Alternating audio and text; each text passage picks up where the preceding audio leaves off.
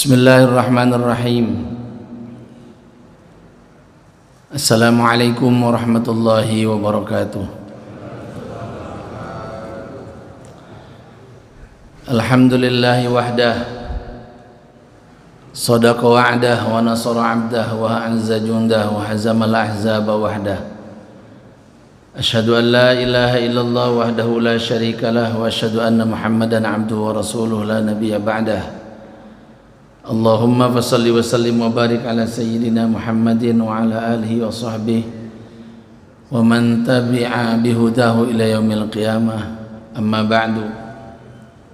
Subhanaka la ilma lana illa ma 'allamtana innaka antal alimul hakim. Rabbi shrah li sadri wa yassir li amri wahlul 'uqdatam min lisani yafqahu qawli. Allahumma alhimna ma rasyida umurina wa 'idna min syururi anfusina wa sayyiati a'malina. La ilaha illallah la mawjuda illallah. La ilaha illallah la ma'buda illallah. La ilaha illallah la matluba illallah. La ilaha illallah la maqsuda illallah.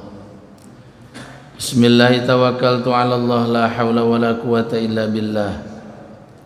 Astaghfirullahal azim. Astaghfirullahal azim. Astaghfirullahal azim wa atubu ilaih.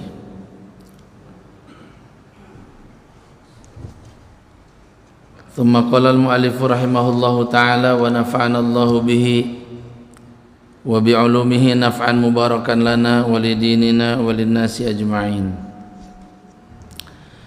Min alamatil i'timadi 'ala al-'amali nuqsanur raja'i inda wujudiz zalali.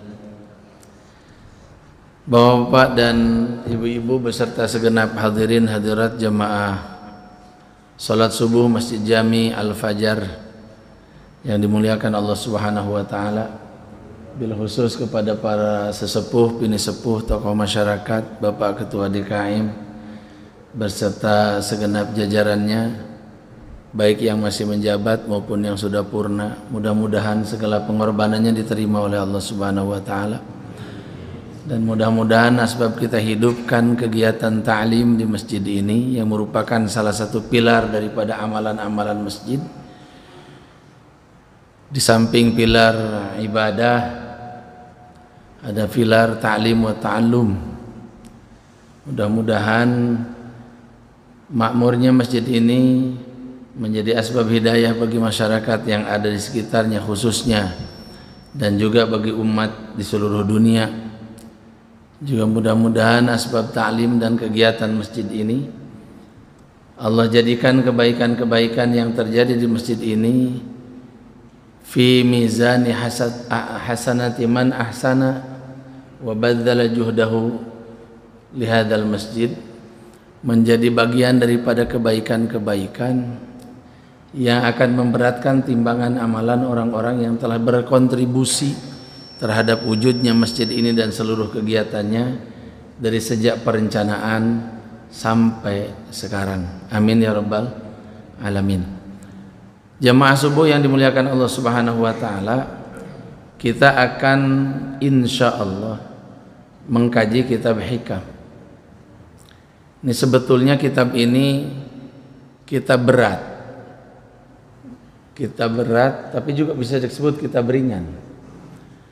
Jadi disebut berat itu karena jenengan harus siap-siap tersinggung kalau ngaji kitab ini. Kalau nggak tersinggung berarti bisa salah saya, bisa salah jenengan. Bisa salah saya karena menjelaskannya keliru. Bisa salah jenengan karena nggak konsentrasi. Ini kitab dibuat oleh pengarangnya untuk membuat kita tersinggung karena pengarangnya sendiri juga tersinggung dengan kitab yang dikarangnya itu. Itu artinya ada asarnya, ada efeknya. Jadi nanti Bapak ketika membaca kitab ini, mudah-mudahan ketemu dengan clue-nya itu, kita akan merasa serba salah. Kita akan merasa begini salah, begitu salah. Nggak ngaji salah, ngaji salah. Nggak sedekah salah, sedekah salah. Nggak sholat salah, sholat salah. Nah itu. Ya, nanti akan ketemu rasa seperti itu. Satu. Yang kedua, ini kitab bukan urusan zahiriyah, bukan urusan lahiriah, tapi urusan batiniyah. Kita sama-sama mafhum kalau urusan zahir mah kita urusi sudah. Rambut panjang dikit kita potong, kumis panjang dikit kita stick, jenggot panjang dikit kita rapiin. Ya, kita ada panu langsung kita beli kalpanak. Ya, kita sakit perut kita beli entrostop, bener ya namanya ya. Sakit kepala kita beli bodrek, mencret kita beli jamu tai pinsan cap kupu-kupu. Udah ada sejak saya belum lahir. Artinya kalau penyakit dohir Pak, asam urat kita berhenti makan emping, asam urat kita berhenti makan jeroan, asam urat kita mulai milih-milih makanan, hipertensi kita mulai menghindari daging sapi, daging kambing kita nggak makan gajinya. Artinya kalau hal-hal yang bersifat lahiriah itu Pak, kita udah peka, nggak usah diajarin sama siapapun, kita pasti melakukan pengobatan. Oke? Bila perlu kita pantang nggak makan, mengurangi minum, pantang makanan-makanan tertentu, itu udah mafhum semuanya. Demikian pula juga benda-benda yang ada di sekitar kita, motor kotor buru-buru kita mandiin, mobil kotor kita cuci setim, tapi tidak dengan kondisi batin. Hati kotor itu kita masih merasa sehat. Sholat nggak khusyuk merasa nggak masalah. Ya, baca Quran nggak nikmat merasa tidak ada penyakit, fine aja. Bapak mau nyoba, coba silaturahmi kepada orang yang tidak pernah datang ke masjid. Begitu bapak tanya dia, gimana kabarnya bro? Gua fine aja, baik aja gua. Padahal sejak jam masjid dia nggak pernah ke masjid. Jadi ada orang yang tidak pernah ke masjid itu merasa hidupnya itu baik-baik saja. Ada orang punya menantu, disebutnya menantu soleh. Karena tiap bulan transfer dan setahun sekali minimal BHS, baju koko, ya, dan lain sebagainya selalu ngasih. Mertua lakinya disalin, mertua perempuannya juga disalin. Sekalipun dia ngambil paling banyak kalau udah mudik, tapi ngasihnya juga paling banyak. Ayam dia bawa, yang pelung dibawa, yang bangkok dibawa. Gurame yang bibit diangkat, mana dibakar sama anak-anaknya. Udah begitu kelapa dari yang muda sampai tua, yang muda alasannya kelapa muda, yang tua alasannya buat bikin santan. Diangkut semua, tapi ngasihnya juga sama mertua nggak tanggung-tanggung. Tapi ini orang sepanjang jadi menantu kita nggak pernah kelihatan dia basuh mukanya. Artinya nggak pernah wudhu kelihatannya. Kalau kita merasa bahwa hidup anak perempuan kita baik-baik saja di bawah menantu yang kayak begitu, kita problem hidup kita itu. Tidak sedang baik-baik aja itu Pak. Jamaah yang dimuliakan Allah Subhanahu wa taala, kita kerap kali mengatakan di Indonesia sedang tidak baik-baik saja. Gitu ya. Suka kedengaran begitu sekarang ya. Sivitas akademika dari UI sampai UGM, UII semua pada bicara. Kenapa? Ini membicarakan fenomena zahiriyah, fenomena lahir. Pernah nggak Bapak, nggak usahlah UII, nggak usahlah UGM, pernah nggak IAIN itu bikin konferensi pers dan kemudian menyatakan Indonesia tidak dalam keadaan baik-baik saja? Kenapa? Karena jumlah yang buta huruf jumlah yang buta huruf Quran itu 70% dari jumlah penduduk Indonesia. Pernah nggak dengar pernyataan itu? Kalau dari kementerian nggak usahlah berharap dari Menteri Luhur Binsar Panjaitan karena nggak jurusannya.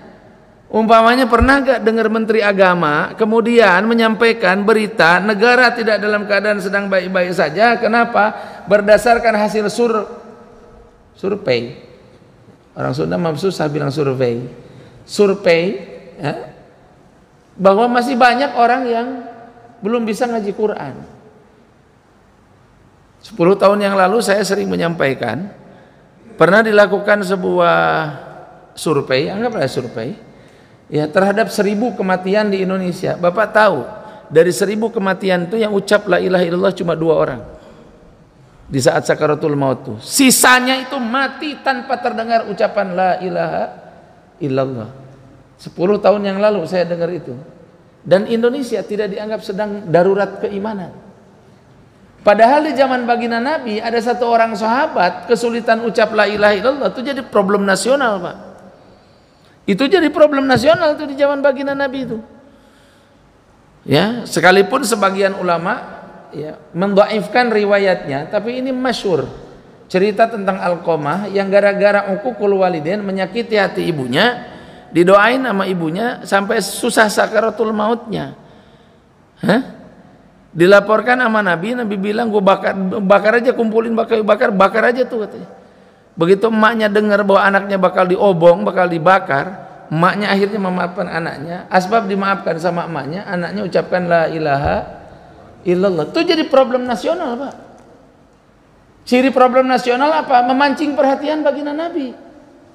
Sekarang berapa coba kalau tahun ini kita lakukan riset, berapa jumlah orang yang mati tanpa la ilaha illallah? Pasti banyak, Pak. Wal'iyadzubillah. Dan kita menganggap dunia sedang baik-baik saja. Ini forum-forum ngaji ya, kitanya ngajinya ngaji hikam, bukan nggak ngomongin politik. Tapi maksud saya, negara tidak dalam keadaan baik-baik saja dan tidak ada yang berkomentar. Umat tidak dalam keadaan baik-baik saja dan tidak ada yang berkomentar. Terus yang mau ngurusin ini siapa? Yang mau bahas ini siapa? Semua orang ulus zahirnya, infrastruktur itu zahir.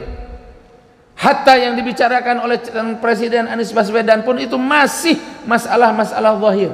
Mau bangun 40 kota. Itu masalah zahir itu, Pak. 10 skala Richter rata semua.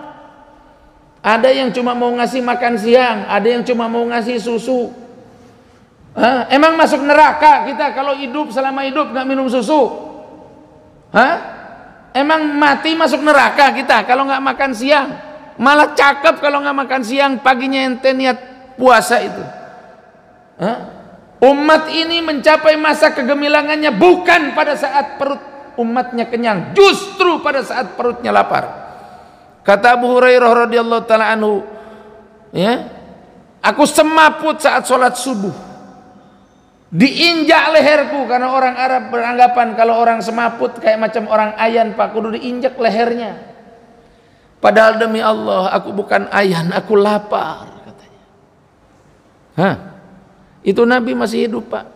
Sholat subuh di zaman Nabi itu yang rebah 2 shaf. Kenapa? Lapar. Jadi generasi ini malah menjadi generasi terbaik ketika kebanyakan penduduknya lapar.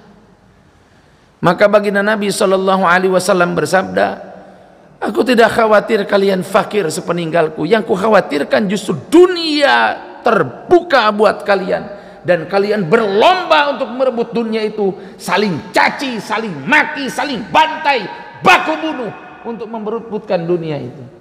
Dan yang dikhawatirkan Nabi itu nampaknya sudah terjadi, sedang terjadi, dan masih akan terjadi. Abu Hurairah ngadu sama Rasulullah saking laparnya udah gak tahan ya Rasul. Ngomong pun udah gak keluar saking laparnya. Alih-alih Nabi bisa ngangkat tangan, sebetulnya bisa. Nabi doa, Rabbana anzil alaina ma'idatan minas sama. Tuhan turunkanlah makanan dari langit. Gak tahan aku ngelihat umatku. Kalau aku lapar gak masalah, tapi kalau umatku lapar, begitu sama sekali tidak. Nabi bilang, wahai Abu Hurairah, seandainya engkau tahu apa yang Allah siapkan pahala buat orang yang kelaparan, niscaya engkau akan minta untuk lebih lapar lagi. Akhirnya jadi kenyang Abu Hurairah dengar begitu. Jadi selama ini yang sibuk kita urusi apa coba? Masjid kurang bagus, dicakep-cakepin, catnya udah pudar, dicat ulang. Rumah kita kurang bagus, dirapi-rapiin. Salah? Enggak. Tapi perhatian kita terhadap al-zahir, terhadap jasad, itu luar biasa dibandingkan perhatian kita terhadap batin. Pak, jamaah yang dimuliakan Allah Subhanahu wa taala. Sekarang zaman kiai pada dikasih duit. Benar? Pada dikasih duit. Ada nggak kepekaan ketika dikasih duitnya? Ini duit apaan? Sampai 2 miliar begini. Ini duit apaan ini? Ada nggak yang minta penjelasan begitu? Ini duit apaan nih? Enggak lah, yang penting nyoblos ini. Bukan masalah itu, nggak, duitnya dari mana ente? Punya duit banyak banget. Ya. Kalau mau bagi-bagi duit, kenapa nggak dari dulu-dulu? Ya, kenapa baru sekarang? Udah tinggal beberapa hari lagi, ente masih bagi duit, ini buat apaan nih maksudnya? Hah? Kita kober nggak Pak? Sempat nggak Pak nanyain kalau ada orang ngasih duit kita nanya begitu itu? Masa kalah sama PPATK, kalah sama BI? Umpamanya asupan kita ke rekening tiap bulan itu nggak lebih dari 20 juta, tiba-tiba ada transfer duit 1 miliar, itu nyala apa di BI itu nyala apa di OJK itu? Ada sinyal, ada peringatan, entah kuning, entah merah. Ini duit dari mana nih orang? Tiba-tiba masuk duit sekian miliar. Masa iman kita kalah sama OJK, iman kita kalah sama PPATK, iman kita kalah sama BI? Ini duit apaan nih? Kalau gara-gara duit ini kemudian gua terima sholat gua jadi nggak khusyuk, tai. Sopan nggak tuh ngomong begitu? Biarinlah biar kerasa, tai lu. Diedit boleh nggak? Diedit juga boleh. Emang nggak boleh dibilang tai gitu? Allah bilang neraka mana bukan tai, lebih dahsyat lagi. Jorok mana neraka sama tai? Innal ladzina yakuluna amwalal yatama zulman innama yakuluna fi butunihim naro. Orang yang ngegaris harta anak yatim itu bukan makan nasi tuh, bukan makan duit, dia makan api neraka. Hangus, hancur hidup kita, Pak. Ini resiko nih. Salah sendiri kenapa ente ngusulin kitabnya Hikam. Dan ngaji Hikam itu bakal lebih tersinggung dibandingkan itu. Bukan cuma Bapak, saya sendiri juga akan tersinggung. Dan bukan karena saya bisa, tapi karena memang diminta. Bukan persoalan bisa, Pak. Kalau ngaji Hikam itu bukan persoalan bisa. Bisa itu perlambang ilmu. Bisa itu perlambang akal. Kalau simbol malaikatnya, bisa itu malaikat Jibril. Malaikat Jibril begitu baginda Nabi Mi'raj mau nemuin Allah, nggak diajak tuh malaikat Jibril tuh. Kata Nabi, kok sampai di sini? Iya, kalau aku mendekat ke sana aku hangus. Jadi aku cuma sampai sini. Artinya apa, Pak? Ilmu itu ada limitnya. Bisa itu ada batasnya. Begitu sampai kepada Allah itu nggak ada istilah bisa itu. Kalau Nabi dulu ketika wahyu datang beliau bilang ngerti, bisa, wahyu nggak jadi turun. Baginda Nabi didatangin malaikat Jibril di Gua Hiro dan dibentak sama malaikat Jibril, setengah bentak perintahnya, Iqra. Kata Nabi, ana nggak bisa baca, ama ana biqari. Baca, ana nggak bisa baca. Baca, ana nggak bisa baca. Kata para ulama, kalau Nabi bilang bisa, wahyu nggak jadi turun dan dunia gelap sampai hari kiamat. Jadi ini ngaji bukan persoalan ngaji bisa, Pak. Tapi bukan berarti bahwa pengarangnya bodoh, enggak. Pengarangnya itu sudah sampai pada tingkatan imamul madhabain, imam dua madhab, madhab batin dan madhab zahir, madhab luar dan madhab dalam. Ini luar biasa nih. Kitab Hikam ini di kitab aslinya tidak dimulai dengan Bismillahirrahmanirrahim. Kalau di sini ada, Pak, halaman 4 ada sepatah kata, halaman 5 ada muqaddimah Bismillah, ya, ada muqaddimah Bismillah. Salah satu kitab yang tidak dimulai dengan Bismillahirrahmanirrahim. Alasannya, nah ini nggak bisa dibahas secara syariat ya. Ini bahasanya itu bahasan agak hakikat. Ini satu-satunya kitab. Saya sudah coba. Dibaca di depan, dibaca di tengah, dibaca di ujung sama. Saya pernah mau gila ketika umur 16 tahun baca doa kitab Hikam. Jadi guru kami di pesantren Wajangan Khair Afandi bin Haji Abdullah bin Hasan Rubai itu suka melarang santri untuk membaca beberapa kitab. Tidak boleh baca kitab Syamsul Ma'arif, tidak boleh baca kitab Khazanatul Asrar santri itu. Kenapa? Takutnya nanti belum selesai ngajinya baca kitab itu praktek jadi dukun. Karena di kitab itu ada kalau banyak utang ini bacaannya, kalau sakit ini bacaannya, kalau laki selingkuh ini bacaannya, kalau bini selingkuh ini bacaannya, kalau anak bisul ini bacaannya. Itu salah-salah, kita belum bisa ngaji, kemudian baca kitab itu, akhirnya pulang praktek. Jadi dukun, bikinlah pelang gede-gede, menyembuhkan segala macam penyakit. Dokter lewat, Pak, ke pelang sampean tuh senyum. Gua aja sekolah 9 tahun ngambil spesialis mata, nggak kelar-kelar sampai subspesialisnya. Lah ini ada orang yang bisa menyembuhkan segala jenis penyakit. Itu kalau nggak takabur sombong orang itu. Ada yang begitu ada? Ada. Dulu ada itu paranormal dekat rumah saya itu ada tulisannya terapi perawan seumur hidup. Saya kesulitan untuk menjawab pertanyaan anak saya. Bah, perawan seumur hidup itu apa? Hah? Sama halnya dengan iklan-iklan yang masif di koran-koran, di majalah-majalah zaman dulu, di zaman belum medsos digital seperti sekarang ini, ya, membesarkan alat vital.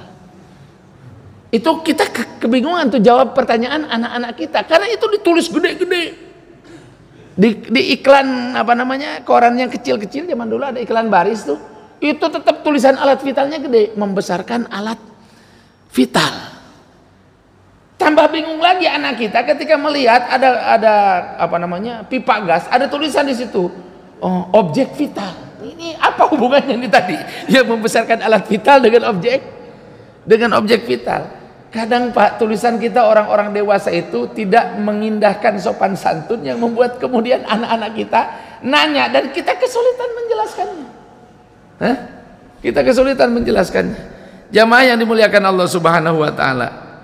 Ya, jadi beliau ini imamul madhabain, madhab zahir dan madhab batin. Ini saya kasih preambul dulu ya, saya kasih pembukaan muqaddimah dulu.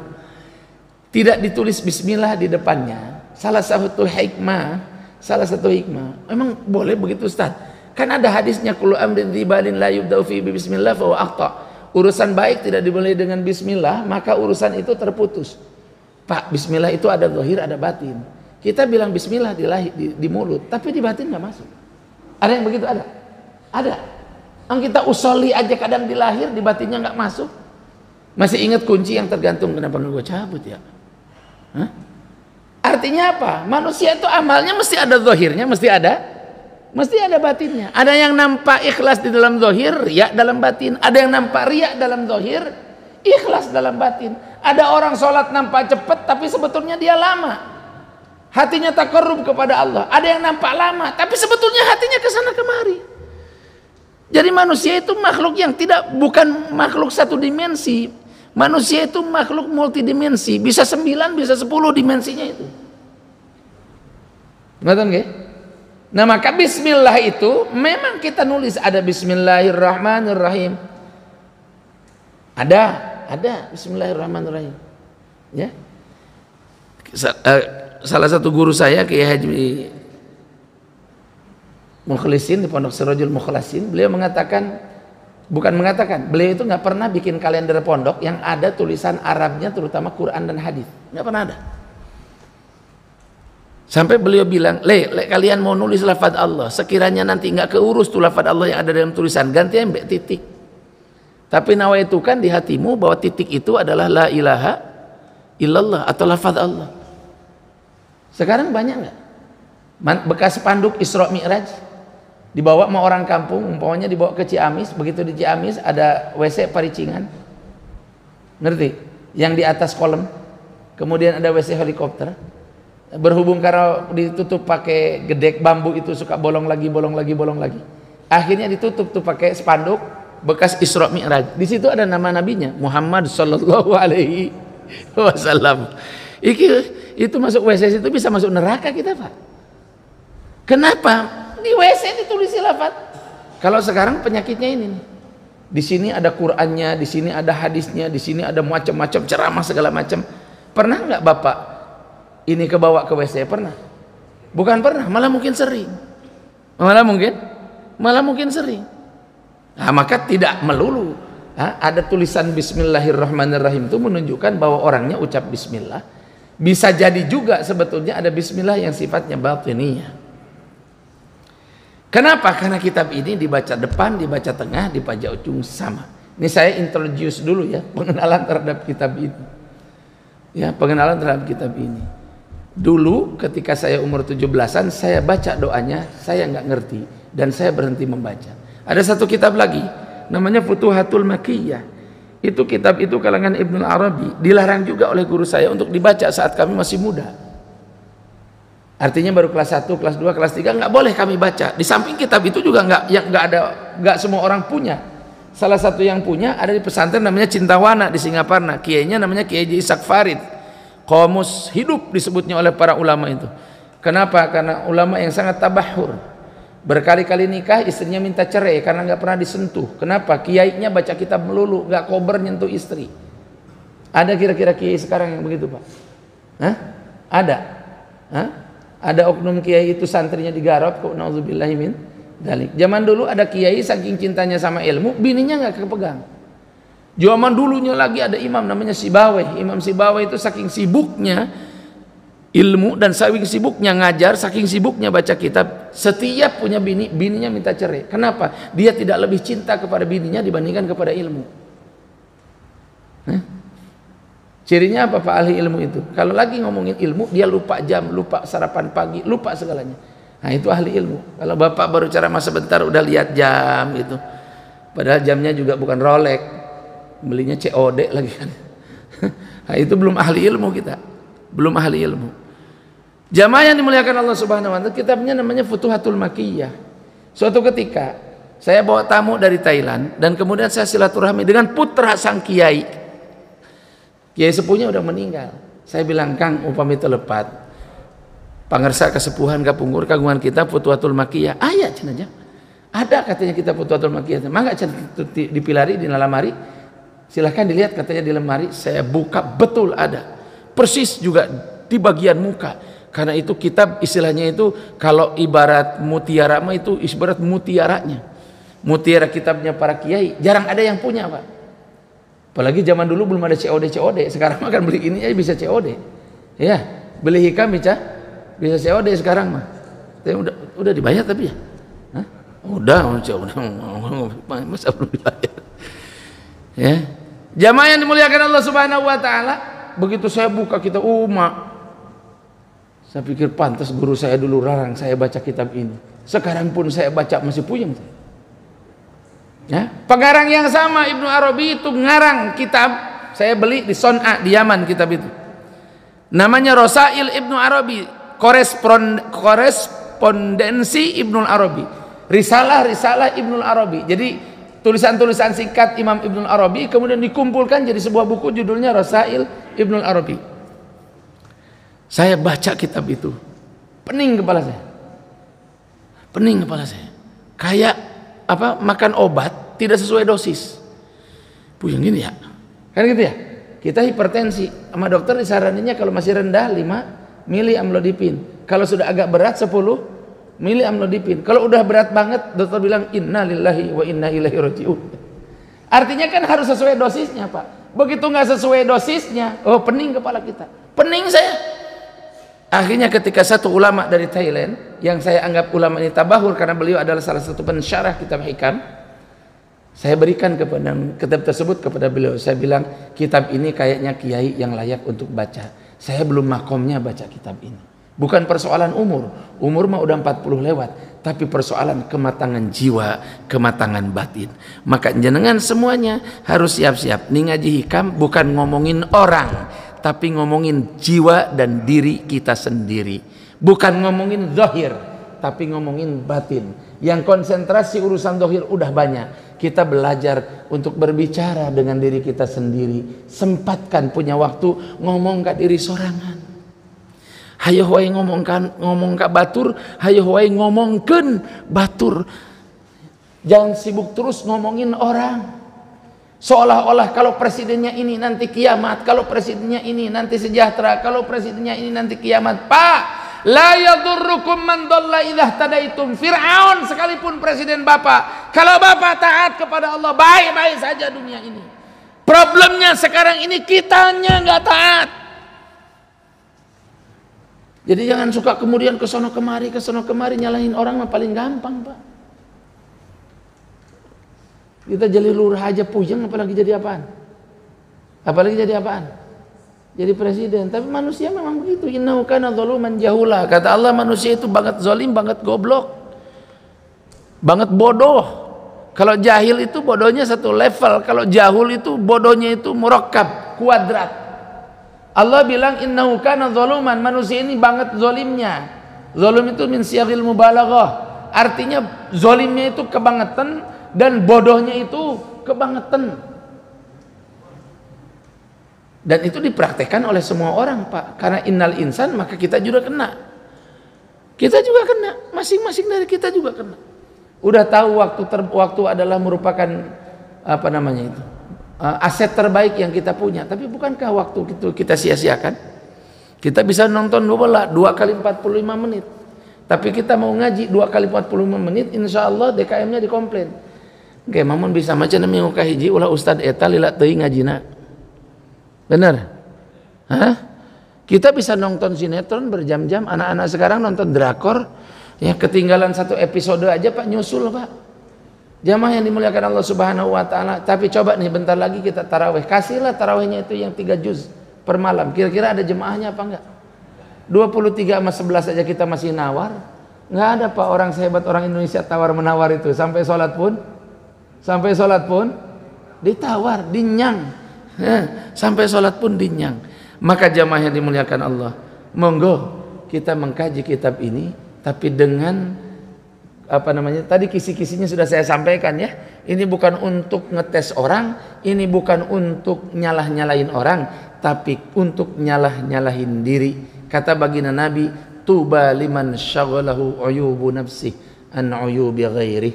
Bahagialah orang yang sibuk mengurus aib dirinya sampai tidak sempat ngurusin aibnya orang. Ustaz, itu kan kitabnya katanya, kata orang sih kitab tasawuf itu. Bahkan ada yang berani menganggap kitab ini sesat. Dulu Agim itu suka baca kitab ini. Dan kemudian ada penulis yang menulis, dalam tulisannya disampaikan bahwa Darut Tauhid sarang sufi, sarang kesesatan. Ya, jadi ada orang yang menuduh bahwa kitab-kitab sejenis ini kitab yang sesat, menyesatkan. Ya mudah-mudahan kalau berkenan yang nuduh itu monggo nanti diskusinya dengan saya, tapi tidak di forum. Ya, kalau di forum itu kalau saya menang nanti saya yang ujub, kalau dia yang kalah nanti dia yang minder. Yang begitu-begitu nanti kita selesaikan aja di kamar takmir. Kalau bisa sambil sarapan. Ada sarapan Pak? Ada ya? Saya tadi nanya sama Haji Noto, Ji sarapan di rumah apa di masjid? Di masjid aja guru katanya. Padahal saya itu pengen ke rumah dia, pengen nyobain mesin yang buat pijit-pijit itu. Saya digodain terus sama sahabat saya Haji Ali yang suka ngirim kalau pas lagi dipijit, kayaknya enak banget gitu. Pernah nyobain? Pernah? Belum? Bayangkan coba, nggak pernah ngundang gitu. Ada pijit-pijit gratis di rumahnya. Itu cakep banget kalau di masjid ada pijit kayak begitu, dan ganjarannya gede banget Ji kalau ditaruh di masjid itu. Ya, tiap khotib mau khutbah, Pak Kiai monggo pijit dulu. Cakep nggak? Cakep nggak? Cakep. Yang khutbahnya khotib, yang nyari Quran hadisnya khotib, yang dapat ganjarannya orang yang ngewakafkan mesin itu ke masjid. Amin. Bilang amin. Iyalah. Dipakai sendiri, dipakainya pun nggak tiap hari. Orang kerja kayak Haji Noto nggak termasuk orang kerja berat yang pegel-pegel badan, bener nggak? Bener nggak? Masih pegelan kita. Saya berangkat jam 3, nyupir sendiri, ngeluarin mobil sendiri, nutup pagar sendiri. Pegelan saya dibandingkan Haji. Jamaah yang dimuliakan Allah Subhanahu wa taala, Pak, dasarnya dari mana? Baginda Nabi sallallahu alaihi wasallam, ini hadis disebut hadis Jibril. Ya, hadisnya tentang innamal a'malu binniyat. Kita sudah sama-sama sering dengar hadis itu. Ya, dalam kitab Al-Arba'innya Imam Nawawi dimasukkan juga hadis itu. Di Bukhari ada hadis itu, di Muslim ada hadis itu. Hadis tentang niat. Malah Imam Bukhari memasukkannya pada hadis pertama. Ya, kenapa? Kan niat itu urusan nomor 1. Ya, niat itu urusan nomor 1. Yang lain-lain itu secara teknikal itu urusan berikutnya. Salat yang pertamanya apa? Niat, bukan usoli. Yang pertamanya apa? Niat. Ya, yang pertamanya niat. Niat itu fil qalbi, dalam hati. Kalau usoli itu di mulut. Jamaah yang dimuliakan Allah Subhanahu wa taala, ada hadis Jibril, disebutnya hadis Jibril karena kisahnya malaikat Jibril datang, dan malaikat Jibril itu kemudian nyamar jadi manusia. Duduk di hadapan baginda Nabi, datang seorang laki-laki yang disebutkan oleh para sahabat, ya, syadidu sawabis thiyabi, amat putih mengkilat bajunya, sadidu sawadir ra's, amat hitam legam rambutnya, wala yura atharus safar wala ya'rifu minna ahad, tidak nampak seperti orang habis bepergian. Kalau orang habis pergi-pergi.com itu biasanya agak dekil. Dan di antara kami juga nggak ada yang kenal nih orang siapa nih, kayaknya orang baru nih. Fa asnada rukbatayhi ila rukbatayhi, dia sandarkan, dia rapatkan kemudian lututnya kepada lutut Nabi. Ini kalau kita ngaji itu harus ketemu lutut kayak begitu itu Pak. Ya, kalau ngitung itu sebetulnya ngaji kita ini belum sesuai dengan sunnah Nabi. Duduknya itu masih nyender gitu ya. Itu ngaji nyender itu tidak disunnahkan. Ya, tidak disunnah kecuali yang uzur. Nampaknya yang nyender-nyender ini yang uzur-uzur semua. Yang uzur-uzur semua. Ya nggak apa-apalah daripada nggak ngaji kan gitu. Jamaah yang dimuliakan Allah Subhanahu wa taala, para sahabat kalau ngaji itu duduknya rapat-rapat. Sampai kalau ada daun jatuh, itu jatuh di pundak-pundak mereka, tidak jatuh ke tanah. Kenapa? Karena duduk mereka rapat. Ini kita ambil daripada hadis yang tadi itu. Kemudian orang itu bertanya kepada baginda Nabi, apa itu iman? Apa itu Islam? Diterangkan kemudian oleh baginda Nabi. Ya, orang itu bertanya, tapi ketika dijawab, kemudian orang itu juga yang membenarkan. Engkau nanya, engkau jianu apal. Jika tajahulul arif, dia pura-pura bodoh. Ya, kayak pura-pura bodoh. Green fashion loh, sesederhana itu loh.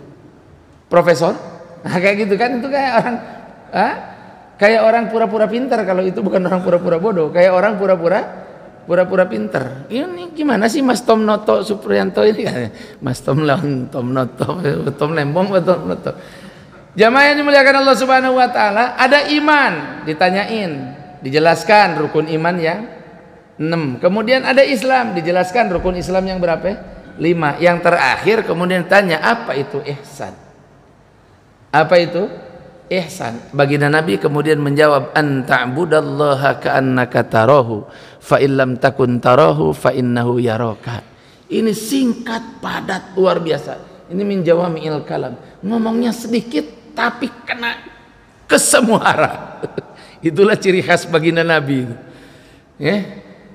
Bapak coba cari doa yang lebih keren dibandingkan Rabbana atina fid dunya hasanah. Insyaallah nggak bakalan nemu.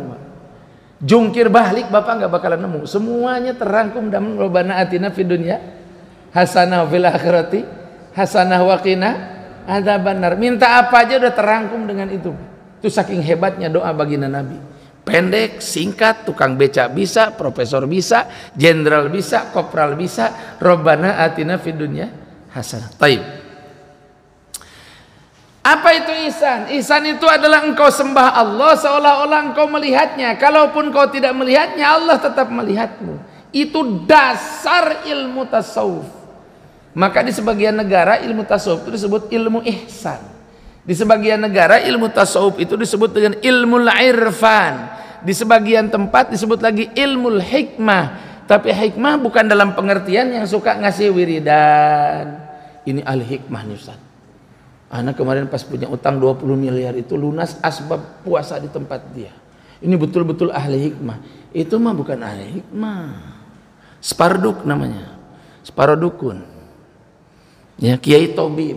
Kalau istilah di Jawa Timur disebutnya Kiai Tobib. Ya, yang tukang tiup-tiup.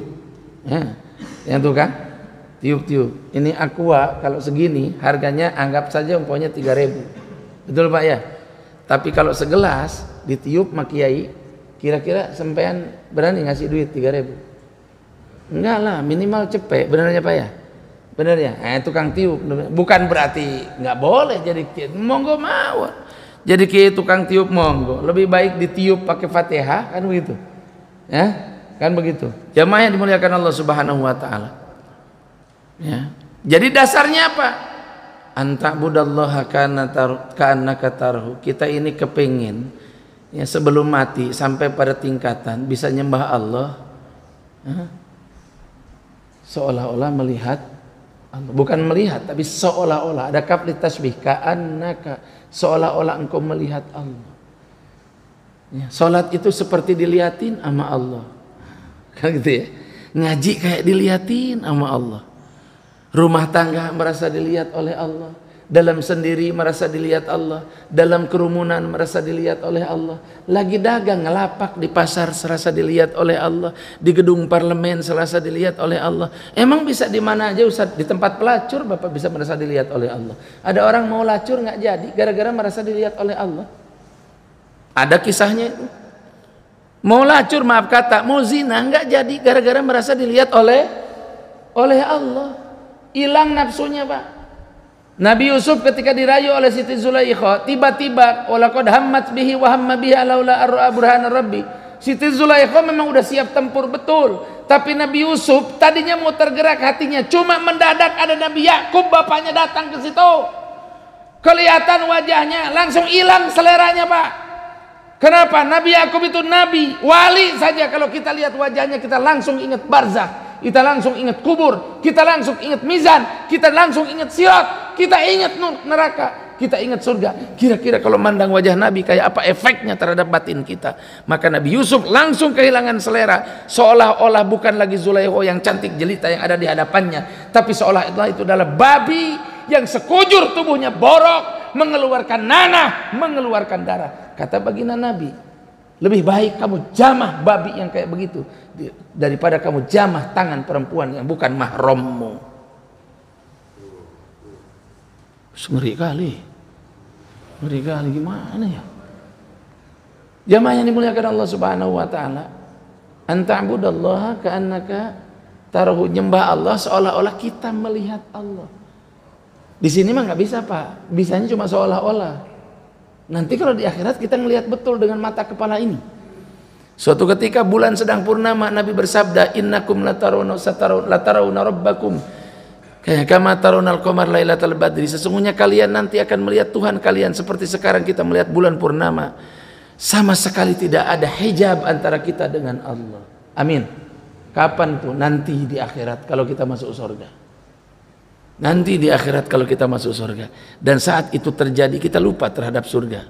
Bidadari yang kita idamkan dari sekarang, duit banyak, motor bagus, rumah banyak, tapi bini cuma satu, pasti mengidam-idamkan pengen bidadari. Ntar aja guru, ntar besok aja. Badan gede, tinggi, gemuk, ketua DKM, duit banyak, usaha lancar, bini satu. Ini kan termasuk penderitaan terselubung, Pak. Sehingga kemudian diam-diam ketua DKM baik mantan maupun yang masih sedang menjabat mengidam-idamkan pengen kawin sama bidadari. Ilok kita kober lihat bidadari kalau Allah menampakkan zatnya di hadapan kita. Tak ada indah seindah Allah, tak ada ganteng seganteng Allah, tidak ada gagah segagah Allah, tidak ada agung seagung Allah. Melihat keagungan Allah, surga pun diabaikan, bidadari pun diabaikan, sampai akhirnya bidadari menjerit meratap, surga menjerit meratap kepada Allah, ya Rabb, untuk apa kami diciptakan kalau engkau menampakkan diri? Maka Allah pun menghijabi dirinya, barulah terasa lagi bidadari. Bisa kita nyembah Allah sampai pada tingkat itu? Paling tidak nanti dengan ngaji hikam itu kita tahu caranya. Persoalan praktek mah itu taufik dari Allah Subhanahu wa taala, Pak. Ya, karena wali itu tidak harus berada di masjid, dan wali itu nggak mesti kiai. Tapi kalau kiai bukan wali, terus yang wali siapa? Wali kukun. Tapi bukan berarti begitu. Kiai Said Agil Siraj itu penganut Thariqat Syadziliyah. Thariqat Syadziliyah itu adalah thariqat yang dibangun oleh pengarang kitab hikam ini. Kitab hikam ini karangan Ibnu Athaillah. Beliau punya guru Abul Abbas Mursi. Abul Abbas Mursi punya guru namanya Abi Hasan Asy-Syadzili. Thariqahnya namanya Syadziliyah. Di Indonesia banyak sekali pengikutnya. Salah satu pengikut Thariqah Syadziliyah adalah Kiai Haji Said Agil Siraj. Beliau pernah bilang dalam salah satu ceramahnya, ada dirjen di Jakarta, salah seorang dirjen. Nggak tahu sekarang masih aktif apa sudah tidak, tapi saat beliau ceramah, dirjen itu masih dirjen. Derajat zikir dia 9 tingkat di atas derajat zikir saya, kata Kiai Said Agil Siraj. Padahal orangnya dirjen, Pak. Orangnya apa? Nah, itulah innallaha katama auliya'ahu bainal. Kok bisa begitu, Pak Ustadz? Karena dilatih. Kata Mike Tyson, aku tidak khawatir dengan Bruce Lee, bukan kata Mike Tyson, kata Bruce Lee, aku tidak khawatir. Nah, kok ini ngaji hikam ada Bruce Lee-nya segala. Nah, inilah ngaji hikam akhir zaman itu. Aku tidak khawatir dengan orang yang punya 1000 tendangan. Kan ada tendangan 1000 bayangan kalau di Shaolin Temple itu. Tendangan 1000. Aku tidak khawatir dengan orang yang punya tendangan 1000 tendangan. Yang ku khawatirkan dia punya 1 tendangan, tapi dia latih 10.000 kali. Paham? Artinya nendang aja kalau udah dilatih 10.000 kali itu, Pak, mati banget. Kalau versinya Mike Tyson, aku tidak khawatir dengan tinju para petinju. Yang ku khawatirkan bukan variasi tinjunya, dia punya 1 tinju tapi dia latih 10.000 kali. Jadi ada proses tajribah, ada proses latihan. Mafhum?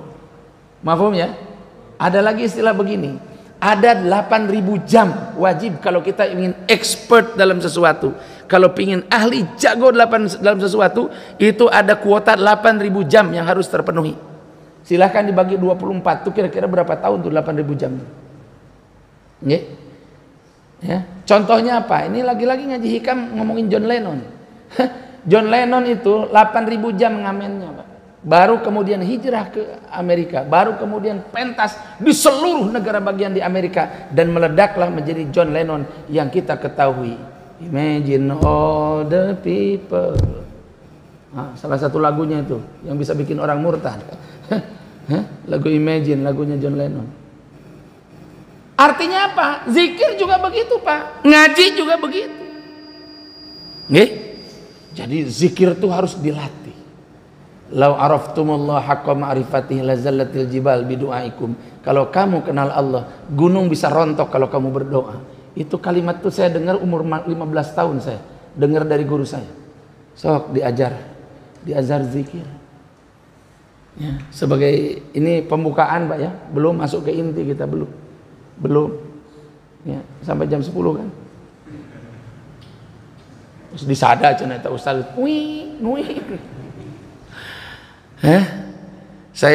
Anak saya tengok anak saya di Subang. Begitu pulang mungkin lagi drop semangatnya, dia bilang gini, "Bah, kasih kata-katalah aku biar aku semangat mondok." Kasih kata-katalah aku biar aku semangat mondok. Saya itu kalau ditodong begitu itu nggak keluar. Bingung saya sambil nyetir tuh. Aku ngomong apa mbak anakku? Ya Allah, anakku berarti lagi agak ngedrop ini semangatnya kok sampai ngomong gini. Padahal bulan sebelumnya dia bilang lagi semangat. Biasa kan fluktuatif tuh. Nggak keluar. Saya cari itu kata-kata hikmah, saya cari firman, nggak keluar. Nggak ada yang keluar sama sekali. Begitu anak sudah saya taruh di pondok, maksudnya saya bawa nginep semalam, saya bawa keluar, saya taruh, dia sudah turun, tiba-tiba celang muncul di kepala ini. Ah ini kali, gitu. Begitu dia salaman, saya bilang, "Nak, Abah dulu umur 18 tahun pindah mondok dari Jawa Barat ke Jawa Tengah. Saat Abah mau berangkat mondok, guru Abah ngasih surat sama ngasih satu kata-kata. Begini kata-katanya. Dad, maneh rek mondok ke hiji pasantren nu Kiai Nawali. Diajar i'tizal anil khalqinya, diajar megatkeun hate ti makhluk." Ya. Nama depan saya Dedi, sebagaimana tadi diumumkan. Dad, kamu akan mondok ke sebuah pesantren di mana kiainya itu waliullah. Kamu harus belajar mutuskan hubungan hatimu dari makhluk. Nak, saya bilang sama anak saya, Abah nggak ngerti kata-kata itu ketika Abah dinasehati. Tapi Abah ingin menyampaikan ucapan ini buat kamu. Putuskan hatimu dari makhluk. Nangis saya, Pak. Nggak tahu tuh kata-kata itu tiba-tiba datang. Anak saya cium tangan saya sambil berlinang air mata. Saya nggak tahu dia ngerti apa gara-gara sedih ditaruh lagi di pondok gitu. Saya nggak ngerti, karena saya juga dulu tuh nggak ngerti ketika dia omongin begitu. Lah anak umur 18 tahun disuruh memutuskan hati daripada makhluk, itu gimana prakteknya? Pak, ngaji hikam itu targetnya di hati, nggak ada yang lain kecuali Allah. Megatkan hubungan hati jeung makhluk. Sehingga istri tidak ada lagi dalam hati, anak nggak ada lagi dalam hati, harta nggak ada lagi dalam hati. Allah cuma minta satu, dalam hadis kursi dikatakan, kusiapkan surga yang nggak pernah disentuh oleh siapapun. Lam yatmishunna insun qablahum wala jan. Aku cuma minta satu, kosongkan batinmu dari selain aku. Ayo niat semua, Pak. Kita nawaitukan. Kedeng deui paeh orang teh. Bentar juga mati. Bentar lagi mati. Semua harta yang kita punya bakal kita tinggalin. Kasur beli 200 juta bakal dipakai sama duda yang kawin sama bini kita sepeninggal kita. Ilok kita bilang, awas jangan kawin lagi. Lu kawin lagi gua datang malam pertama. Jadi kuntilanak. Ayo Pak, kita ngaji daleman. Kita fokus ke dalam. Menyembah Allah seolah-olah kita melihat Allah. Nah, buku ini dan yang sejenisnya, entah Ihya'nya Imam Ghazali, ya, entah bukunya Syekh Abdul Qadir Jailani, entah buku-buku yang lain dan buku-buku yang sejenis, adalah buku-buku yang kita akan dibongkar oleh buku ini, bukan oleh saya. Kita akan dibongkar oleh buku ini, dan kemudian jamaah yang dimuliakan Allah Subhanahu wa taala, kita akan dibawa kepada satu makom. Makom itu adalah makom anta budallaha ka'annaka tarahu fa illam takun tarah fa innahu yaraka. Tad susah amat? Enggak susah. Jadi presiden itu susah. Nyalon wakil presiden itu susah kalau kita bukan anak presiden. Enggak, ini bukan saya mau nyinggung masalah politik, enggak. Ya. Pak Anies aja harus jadi gubernur dulu. Caimin, waduh, apa istilahnya? Bertelumus-telumus, jatuh bangun, kepala dibuat kaki, kaki dibuat kepala. Sampai sekarang fitnahnya Caimin merebut kuasa dari Gus Dur itu sampai berjalan. Sampai sekarang masih dianggap begitu. Pak Profesor Mahfud MD, Pak berangkat dari Madura, sekolah kemana-mana. Sampai kemudian beliau jadi dosen UII, habis dari dosen UII kemudian diangkat jadi Menteri Pertahanan, tak iya. Sama Gus Dur waktu Gus Dur jadi presiden. Itu pun tidak langsung jadi wakil, Pak. Langsung ke sana kemari dulu, terakhir jadi Menko Polhukam, tak iya. Setelah itu baru kemudian dilamar menjadi wakil presiden. Belum tentu juga jadi. Kok ada proses yang susah kayak begitu? Nggih. Tapi ada yang gampang banget, Pak. Dirubah aturannya. Kan gitu ya? Nah, ini saya bukan mau ngomongin politiknya. Dirubah aturannya. Kemudian ada bocah bau kencur yang kemudian tiba-tiba menjadi wakil presiden.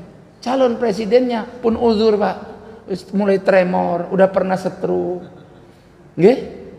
Panjenengan ini pun nggak panjang usia. Lah yang wakil ini yang kemudian jadi presiden.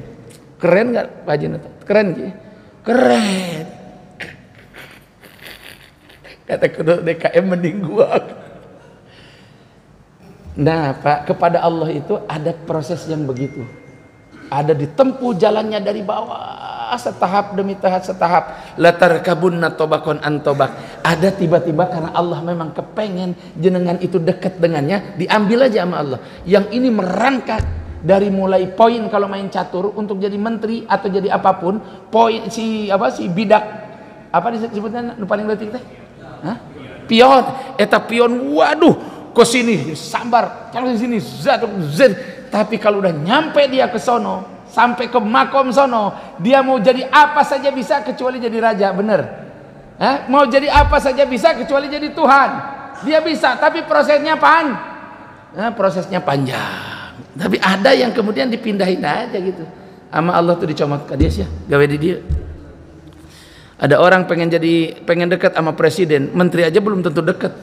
Pak Basuki dekat, Bu Sri Mulyani dekat. Tidak semua menteri itu dekat sama presiden. Secara struktural dekat, tapi secara hati belum tentu dekat. Ya, tiba-tiba ada orang sama presiden direkrut menjadi supir. Deketan dia. Jadi tukang pijitnya presiden, deketan dia. Nah, itu namanya dicomot, diambil. Maaf Pak ya. Nah, kita ini ngaji prosesnya proses pion untuk sampai kepada garisnya raja tuh yang di sana. Tapi dalam proses perjalanan bisa aja ada di antara kita yang dicomot sama Allah. Yang ini mau masih banting tulang, yang ini dicomot oleh